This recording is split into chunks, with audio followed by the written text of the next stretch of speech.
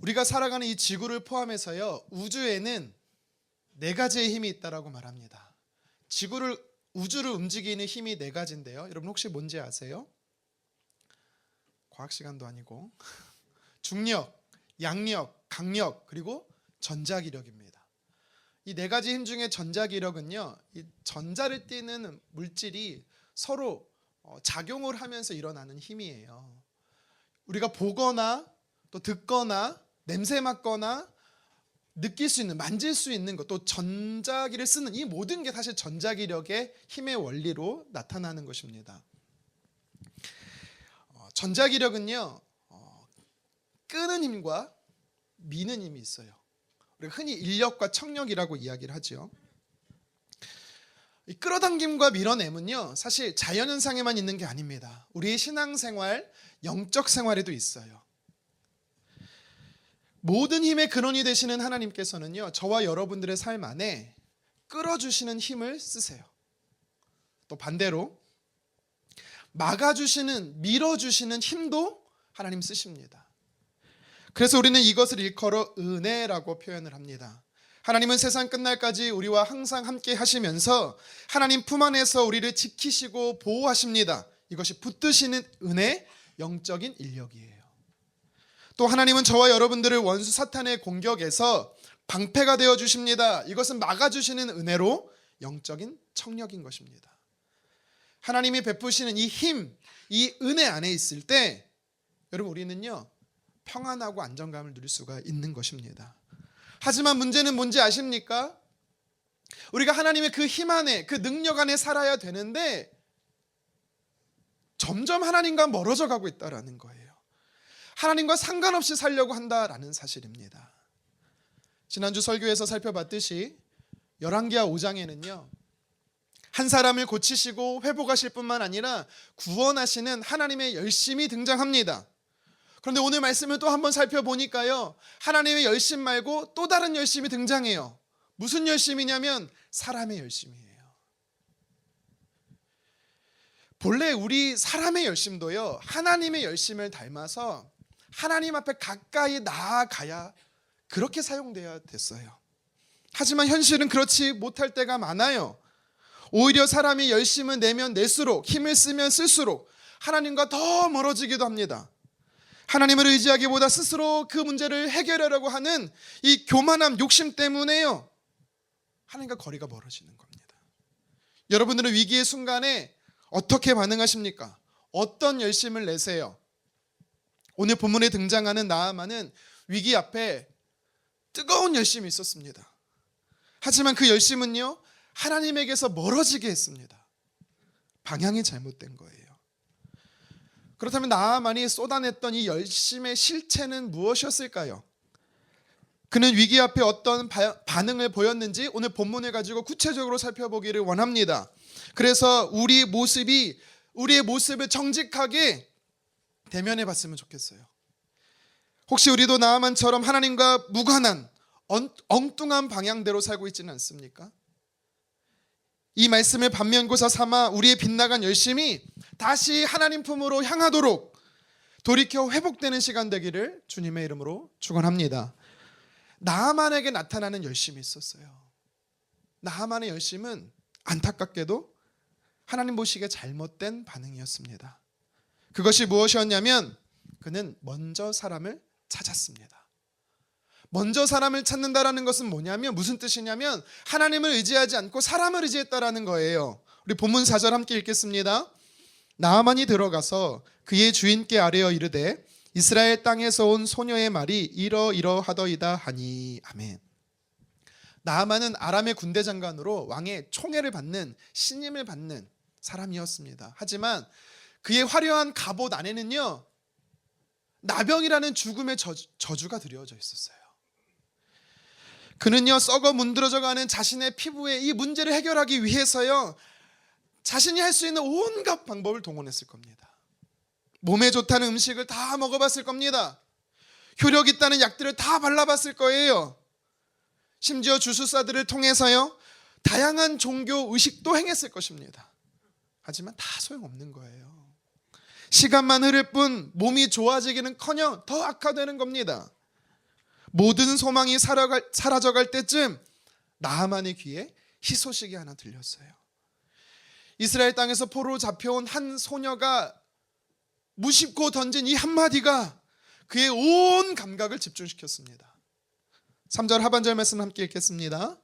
그가 그 나병을 고치리이다 하는지라. 아멘. 여기서요, 고치리이다, 고친다라는 단어가 나와요. 히브리 원형이 뭔가 봤더니 아사프라는 단어예요. 무슨 뜻이냐면 제거하다, 없애다라는 뜻입니다. 그러니까 우리가 흔히 말하는 성경에 기록된 대로 고쳐진다라는 거죠. 병이 없어지는 거예요. 그런데 여러분, 이 단어가요, 아사프라는 단어가요, 쓰일 때 고친다라고 쓰이잖아요. 그러면요, 무슨 의미인지 아세요?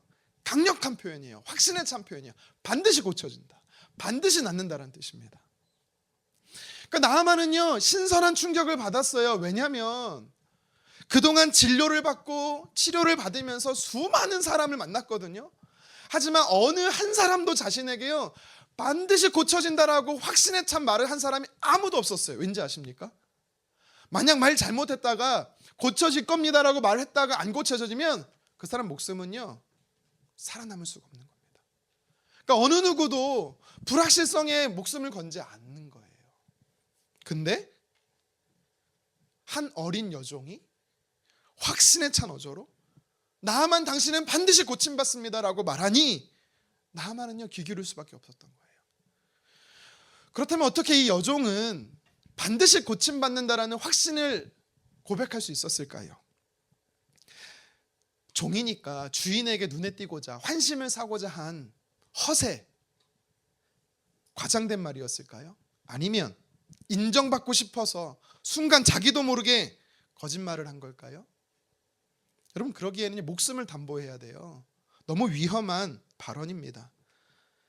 반드시 고침받습니다, 이 표현은요, 아마도 어린 여종이 아람 땅에 포로로 끌려오기 전에 이스라엘 땅에 있을 때 본인 당사자가 치료를 받았거나 아니면 직접 치료받는 것을 눈으로 봤거나 들었을 누군가의 경험담일 겁니다.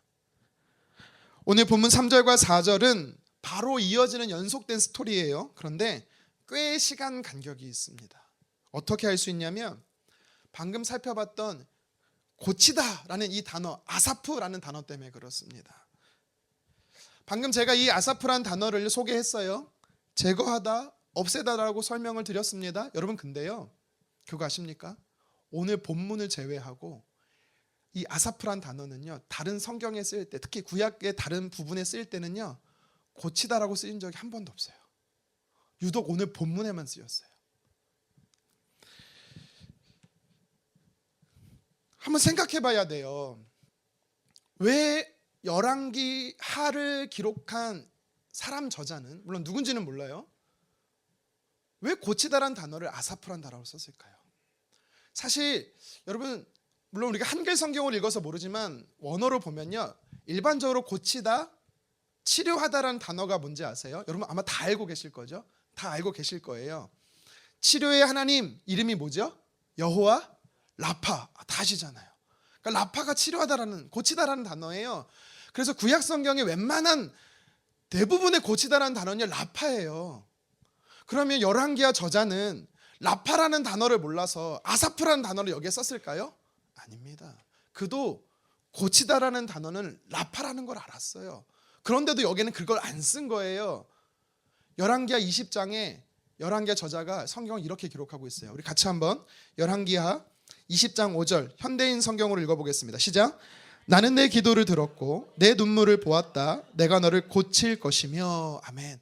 열왕기하 오늘 본문 5장을 쓴 사람이나 20장을 쓴 사람의 동일한 인물이거든요. 근데 그가 성경을 쓰는데요, 20장에서 고친다 할 때는 라파를 쓰고 있어요. 이게 무슨 배경이냐면 남유대의 13번째 왕이었던 히스기야 왕 아시죠? 그가 죽게 된 거예요. 그래서 벽을 향해서요, 얼굴을 향해서 하나님 앞에 간절히 부르짖어 기도합니다. 하나님이 들으시고 이사야 선지자를 보내서요, 너의 병을 고쳐주겠다, 너의 생명을 15년 연장시켜주겠다 약속을 하십니다. 그때 하나님이 쓴 단어가, 주신 단어가 라파예요. 그럼 왜? 동일한 사람인데, 동일한 고치다라는 단어인데 대부분 라파라는 말을 안 쓰고 대부분 라파라는 단어를 써야 되는데 왜 아사프라는 단어를 썼을까?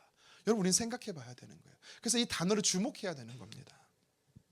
사실 오늘 열왕기하 5장을 제외하고 이 아사프라는 단어가 구약에 참 많이 쓰였거든요. 많이 쓰여요. 근데 제가 설명드렸다시피 한 번도 고치다라는 단어로 쓰이지 않습니다. 대부분 어떤 단어로 쓰이는지 아십니까? 더 중요한 의미로 쓰여요. 무슨 뜻으로 쓰이냐면 거두다, 모으다라는 뜻으로 쓰입니다. 말씀을 한번 찾아보도록 하겠습니다. 출애굽기 23장 16절 하반절이에요. 같이 한번 읽습니다. 수장절을 지키라. 이는 내가 수고하여 이룬 것을 연말에 밭에서부터 거두어 저장함이니라. 아멘. 그래서 거두다라는 단어가 나오는데 이게 아사프라는 단어예요. 이게 이 말씀이 무슨 의미냐면 하나님께서요 시내산에서 모세에게 언약을 주세요. 율법을 주십니다. 그 중에 한 가지가 뭐냐면 너희가 나중에 가나안 땅에 들어가 살게 될 텐데 거기서 추수해서 곡식을 거두라라고 하나님 말씀하세요. 그걸 이제 수장절로 절기로 지키라라고 말합니다. 하나님께서 추수할 곡식을 주심으로 인하여 먹을 것을 공급하신다는 의미로서 수장절을 지키게 했던 거예요.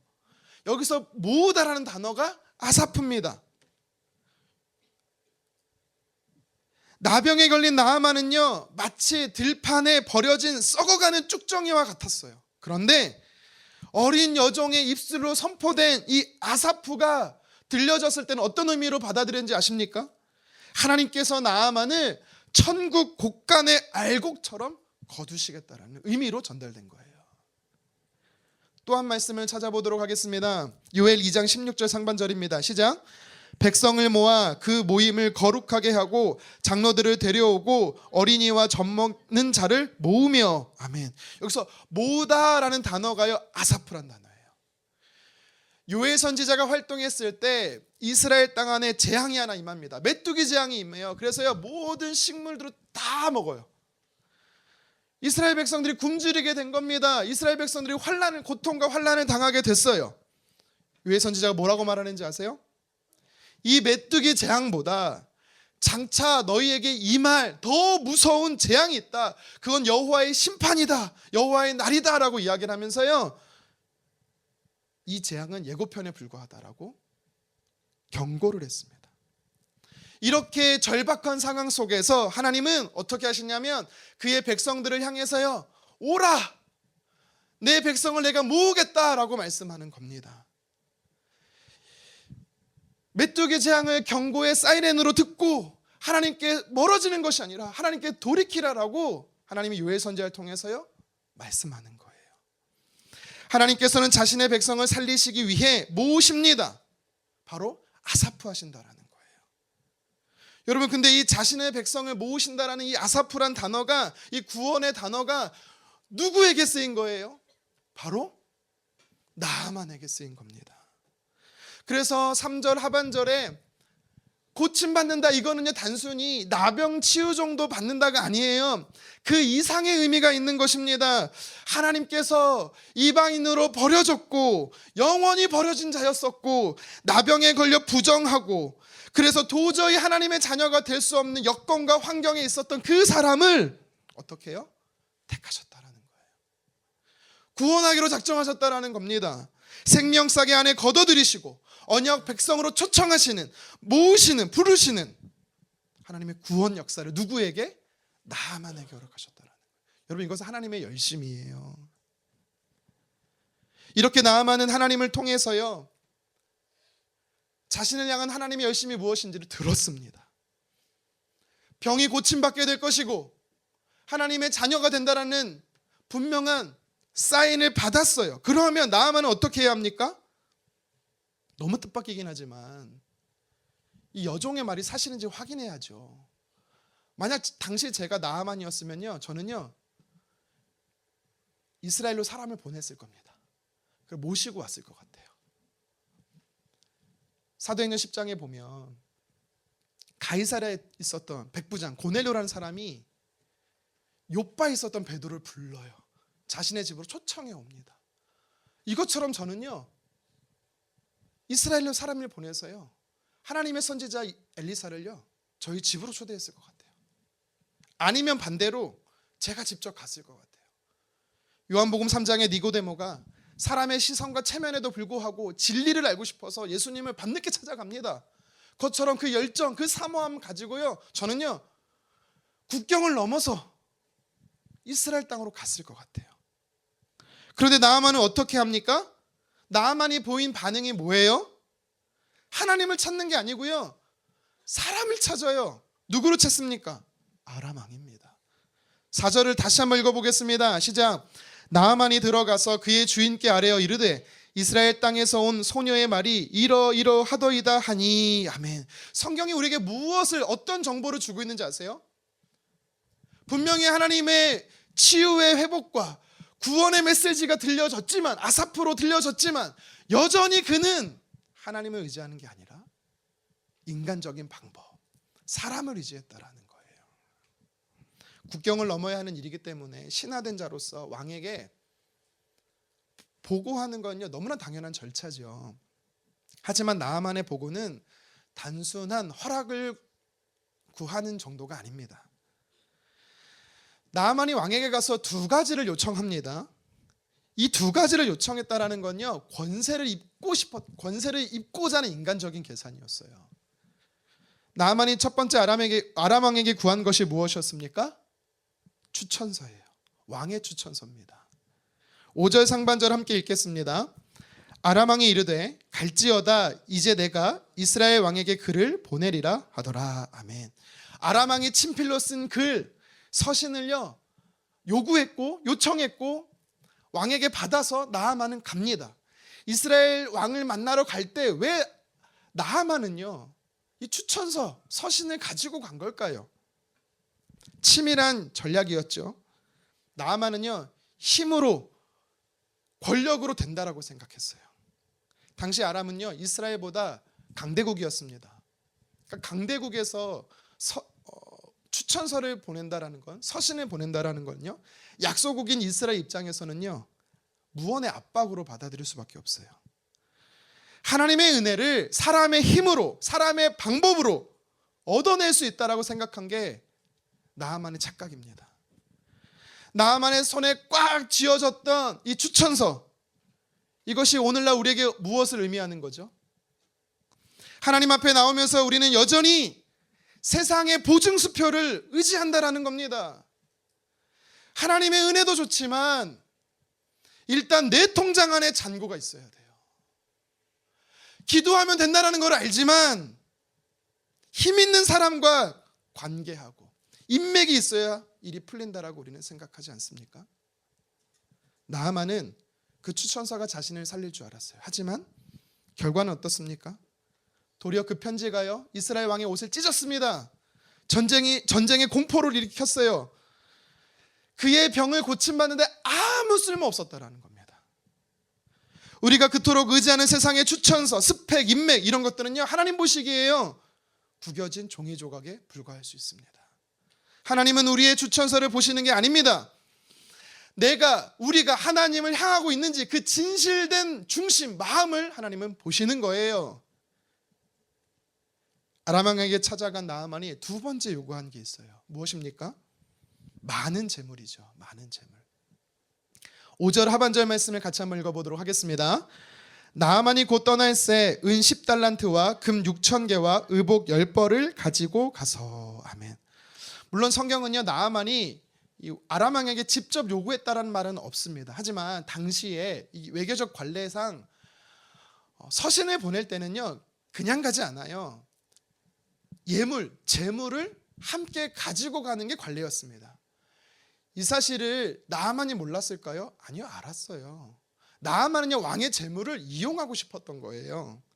나아만은 자신의 치유와 회복을 하나님의 은혜가 아니라 돈으로 살 수 있는 거래로 여겼습니다. 하나님 앞에 나아가면서 값을 치르고 병고침을 얻어내려고 했던 거예요. 하나님과의 만남을 인격적 관계가 아니라 기브 앤 테이크, 교환으로 생각한 겁니다. 세상의 치료와 영적인 치유는요 전혀 다른 겁니다. 세상의 의학은 돈으로 살 수 있겠지만 하나님의 치유와 구원은 어떤 대가로도 살 수가 없어요. 값으로 매겨지는 것이 아닙니다. 하나님의 은혜로 주어지는 거예요. 사도행전 8장에 나아만과 같은 실수를 범하는 자가 있었어요. 누구냐면 마술사 시몬이었습니다.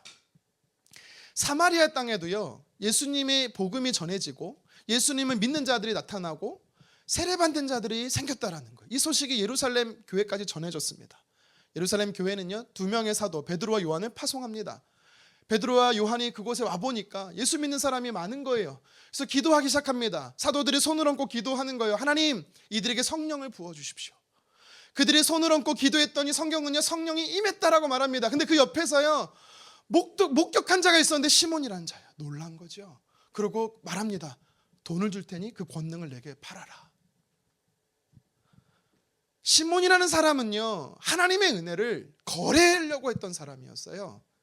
그러자 베드로가 사도행전 8장 2절에 시몬에게 이렇게 말합니다. 함께 읽겠습니다. 베드로가 이르되 내가 하나님의 선물을 돈 주고 살 줄로 생각하였으니 내 은과 내가 함께 망할지어다. 아멘. 하나님의 은혜는 돈으로 살 수 있는 게 아니다라는 겁니다. 그렇게 살 수 있다라고 생각하는 그 태도 자체가 멸망으로 향하는 길임을 베드로는 강력하게 경고하고 있는 거예요.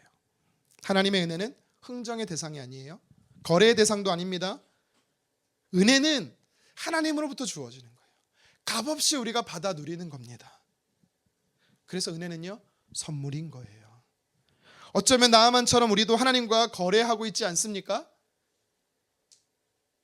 이번 주에 내가 죄를 너무 많이 진 것 같아. 평소보다 조금 더 헌금해야겠다. 그럼 용서해 주시겠지?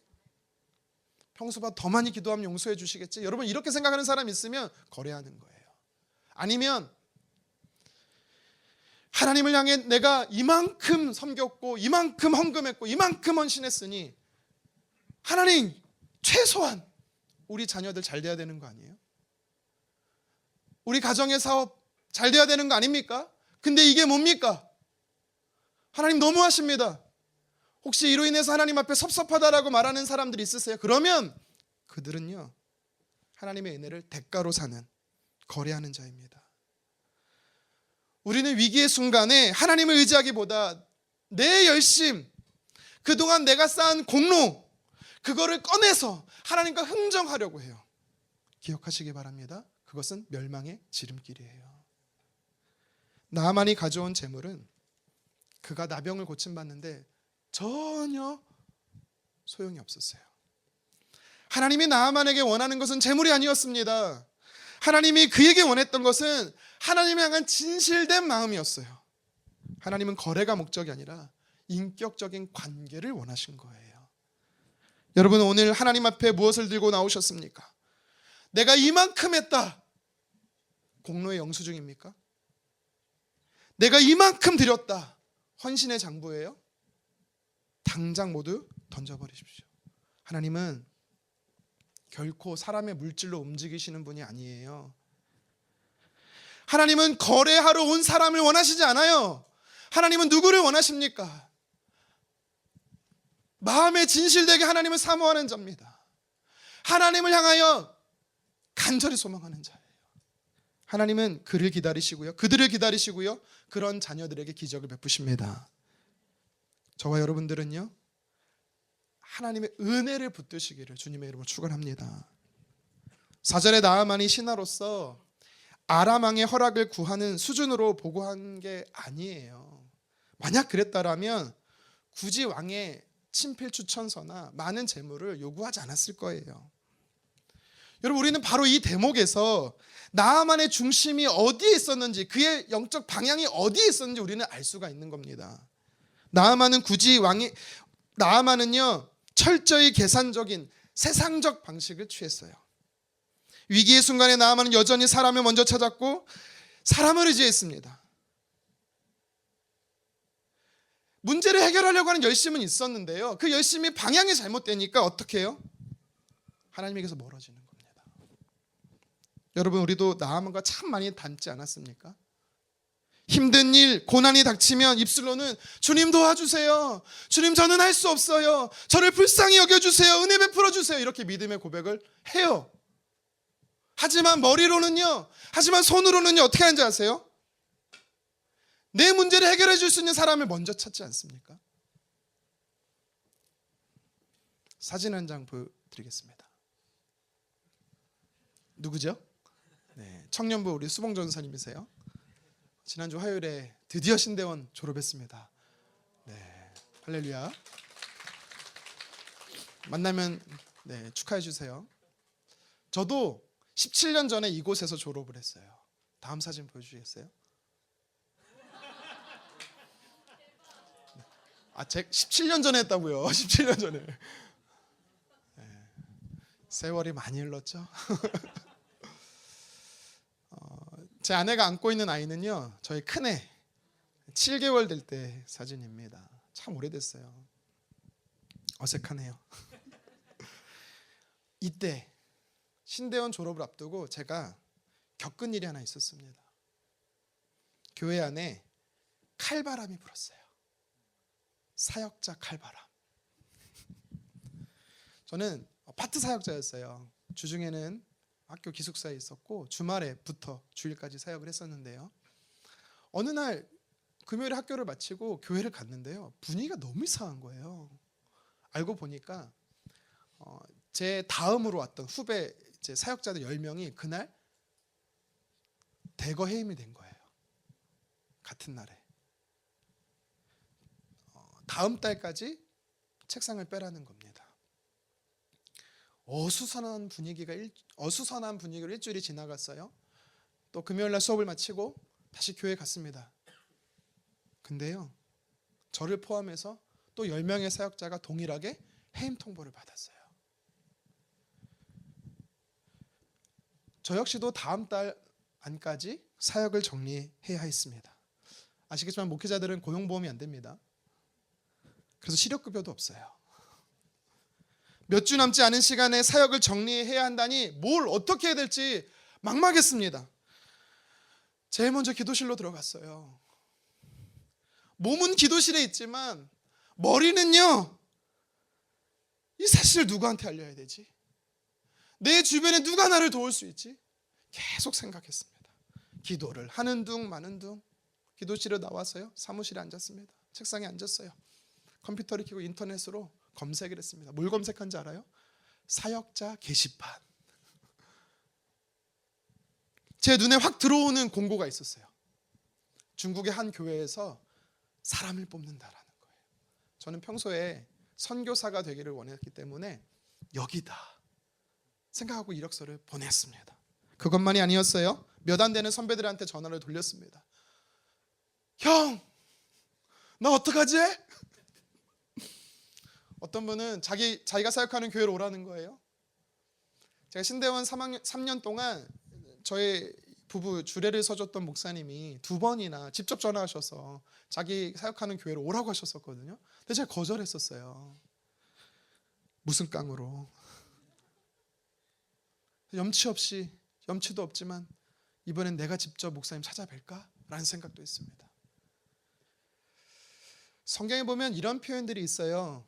여러분, 우리가 잘 아는 말씀들이고 은혜로운 말씀들인데요. 한번 말씀 찾아볼까요? 잠언 3장 6절입니다. 함께 읽겠습니다.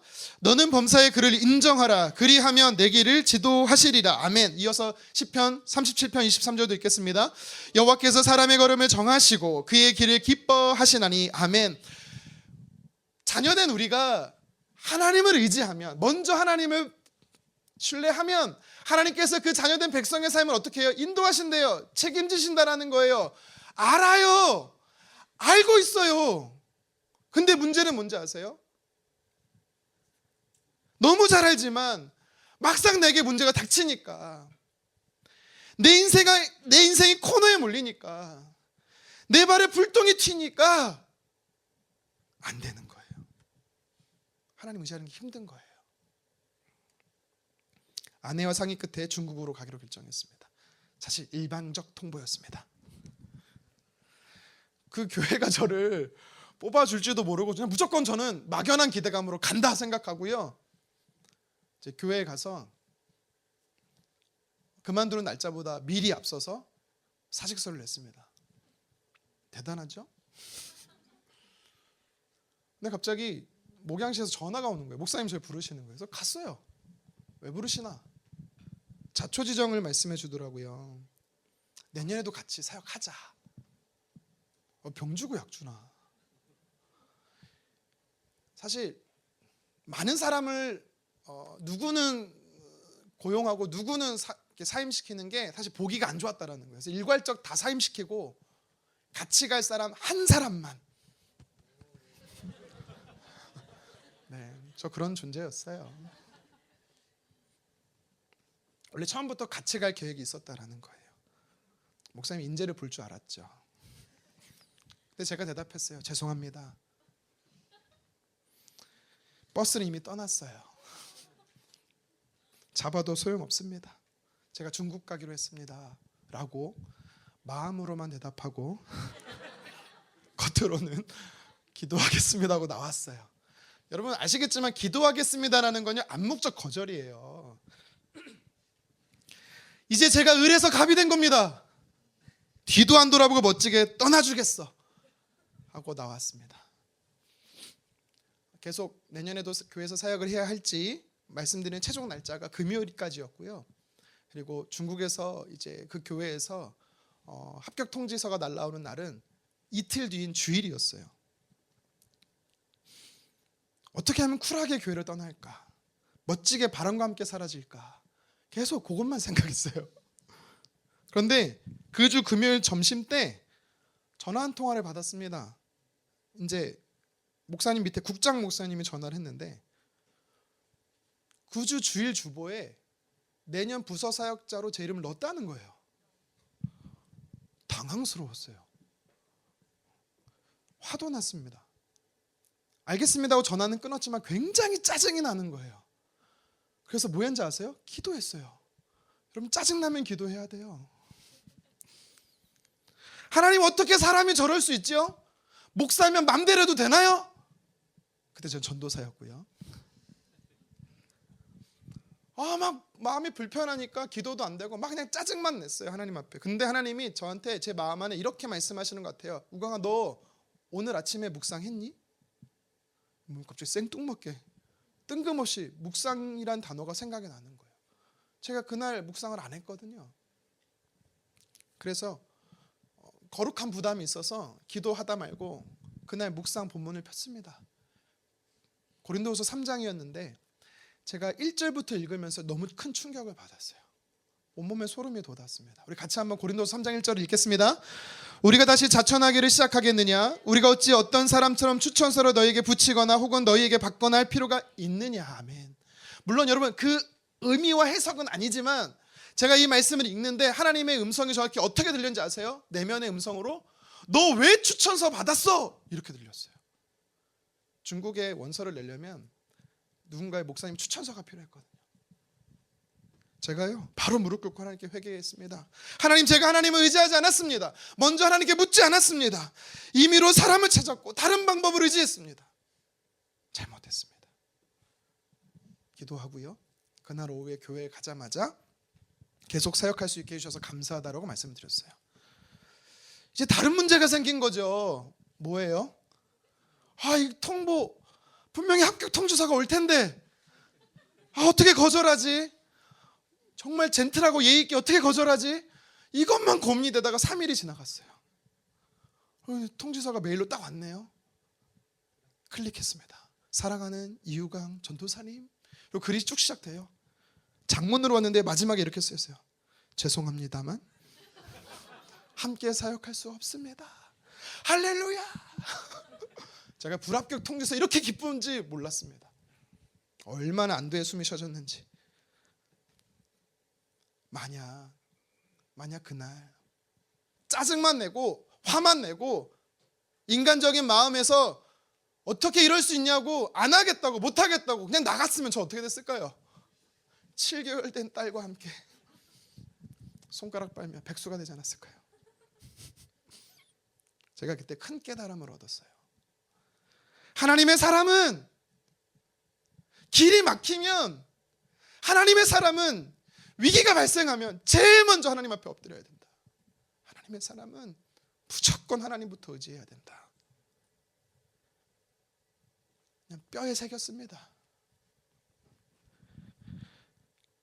하지만 하나님의 사람인 우리가 어떻게 하고 있습니까? 하나님을 의지하기보다 먼저 사람을 의지하지 않습니까? 환경과 상황을 붙들지 않아요? 그러면 여러분 공경에 빠집니다.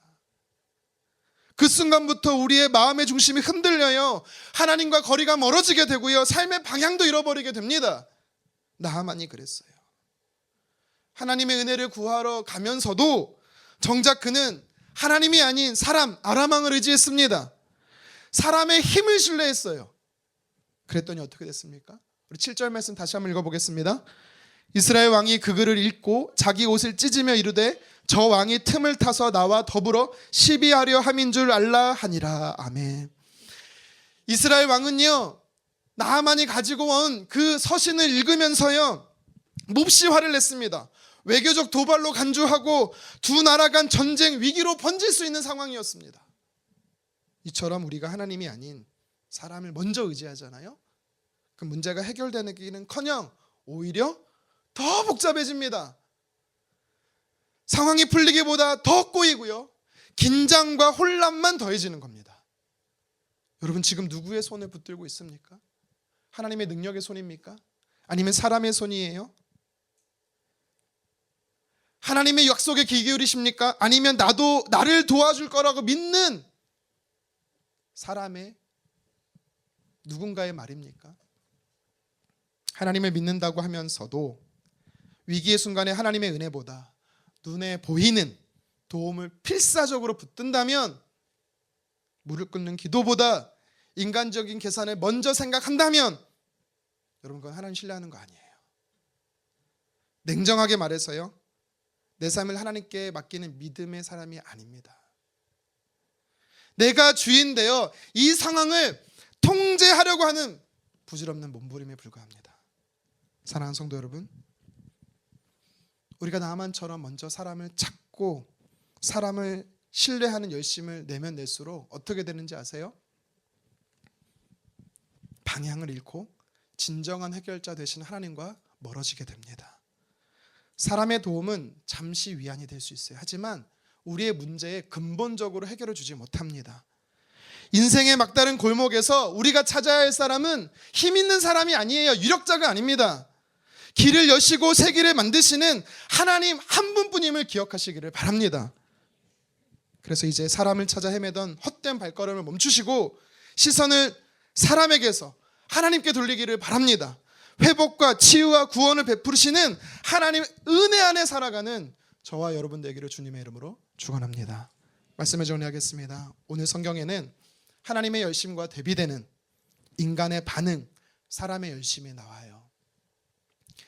하나님은 이미 나하만의 나병을 고치시고 그를 자녀 삼아 주시는 구원을 아사포라는 소망의 단어로 선포해 주고 계세요. 하나님의 열심이 그의 삶 안에 일하시는 겁니다. 그런데 나하만은 어떻게 반응합니까? 하나님을 의지하지 않고 다른 방법, 먼저 사람을 의지합니다. 아람 왕에게 찾아갔어요. 이것은 하나님 보시기에 잘못된 반응이었습니다. 그는 하나님의 은혜를 사모하기보다 인간적인 방법을 택했고 하나님을 붙들기보다 눈에 보이는 힘을 의지했습니다. 여러분 그렇게 해서는요 우리 삶 안에 아무 일도 아무 기적도 안 일어나요. 잘못된 방향으로 향하는 사람의 열심은 오히려 하나님과 더 멀어지게 할 뿐입니다. 이제 우리는 멈춰야 돼요. 하나님이 아닌 다른 것을 의지하려는 잘못된 반응을 내려놔야 합니다. 한계가 있는 사람을 의지하지 마십시오. 능력의 하나님을 바라보십시오. 하나님은 지금도 우리를 당신의 품으로 끌어들이고 있어요. 세상의 힘이 아니라 영적인 하나님의 힘으로 저와 여러분들을 품에 안으시고 계십니다. 사람을 향하던 시선을 거두고 하나님께 돌이킵시다. 그럴 때 비로소 우리는 하나님의 풍성한 은혜 안에 살아가며 하나님의 일하심을 보게 될 것입니다. 하나님을 먼저 의지하는 열심으로 우리의 삶에서 하나님의 열심을 경험하는 저와 여러분 되기를 주님의 이름으로 축원합니다.